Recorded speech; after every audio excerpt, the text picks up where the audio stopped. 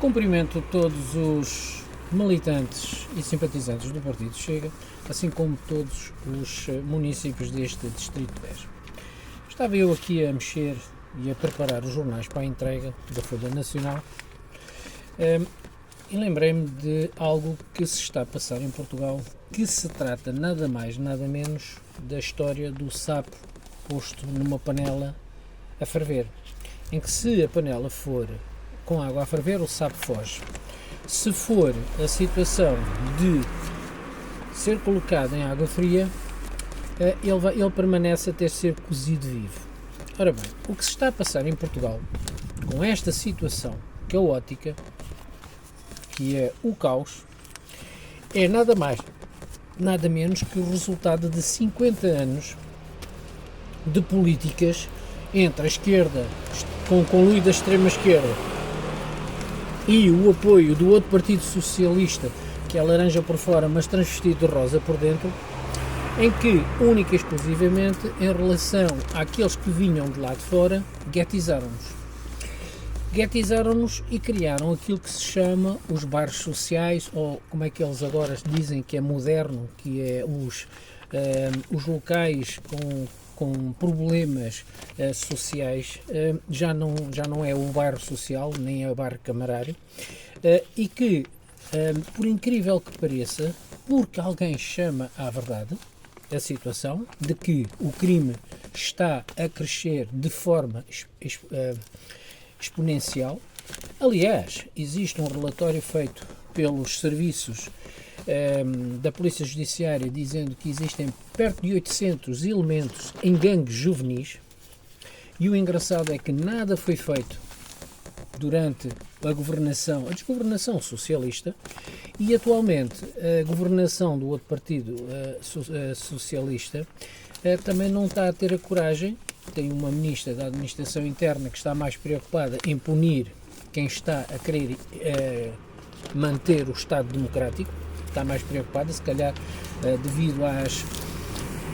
aos tempos em que esteve no IGAI, mas e agora aparece completamente descolocado do contexto, porque a comunicação social é precisamente isso, porque está ao serviço de um sistema néscio, corrupto, e que se quer perpetuar no poder. Esse sistema que agarram nas declarações, descontextualizam-nas e atiram cá para fora no intuito de tentarem arranjar um problema quando ele não existe. O grande problema que existe, esse sim, é daqueles que vieram das ex-colónias, porque relembro a forma como a descolonização foi feita. Essa tal descolonização exemplar, em que um de cada do continente disse que os que estavam à espera de transporte que os atirassem aos tubarões, esses que vieram de lá, que chamaram os maiores impropérios a todos aqueles que lá estavam, especialmente os brancos, mesmo os nascidos de lá. Relembro que eu fui uma das gerações que nasceu lá. E o que é que acontece? Chamaram-nos colonialistas, chamaram-nos exploradores, segundo um indivíduo aparece aí na televisão, porque esses consórcios de comunicação social da esquerda e da extrema-esquerda gostam muito de dar palco a esse tipo de gente. Em vez de dar palco às pessoas de bem, gostam de dar palco aos bandidos e aos meliantes, em que ele diz que veio para cá com 1 ano e meio e que nós temos que pagar por aquilo que fizemos, uma coisa assim, e porque violamos e porque matamos e essas coisas tais. Eu relembro que a guerra colonial, eu volto a dizer, e isso mostra em certa medida a ignorância por parte dessa pessoa, a guerra colonial começou com um ataque aos colonos, com um assassinato, a decapitação por parte desses tais movimentos terroristas de civis inocentes. Não foi um ataque por parte dos terroristas de gente contra militares. Não, foi aos civis, aos inocentes. Resumindo, quem iniciou esses ataques hediondos, quem iniciou essas agressões, foram esses movimentos terroristas. Porquê? Porque esta gente, tal como aqui em Portugal, que estão identificados esses tais 800 membros e que nada tem sido feito, mas que agora estão mais preocupados com as declarações do André Ventura, Pedro Pinto e do outro assessor, mas mostra bem a índole e a vontade de quererem impor uma mordaça àqueles que estão a identificar o problema, que é um problema de ações terroristas. Isto são ações terroristas, porque a própria definição diz que quando eu, cidadão, estou impedido de poder-me movimentar conforme eu queira e se há destruição massiva de bens públicos e privados, estamos a tratar de um ato terrorista. Portanto, se essas entidades que estiveram com a responsabilidade no governo nada fizeram, tendo já sido identificados esses tais 800 membros, vir agora com esta atitude hipócrita, porque tentando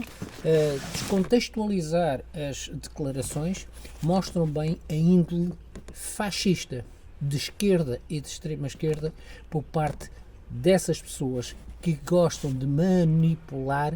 a opinião pública ao abrigo de um pseudo Constituição que eles analisam à sua maneira, mas porque é contra eles passam a ser os outros os fascistas. Eu gostava que o povo português, especialmente aqui no Alentejo também, pensassem um pouco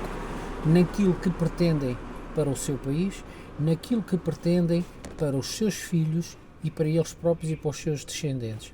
Se é esta ditadura de esquerda, de índole esquerda e de extrema esquerda, eu recordo que no 25 de novembro, hoje estamos aqui a falar desta maneira, foi graças ao 25 de novembro, não foi graças ao 25 de abril, não foi graças ao pós-25 de abril, porque o 25 de abril foi muito bonito,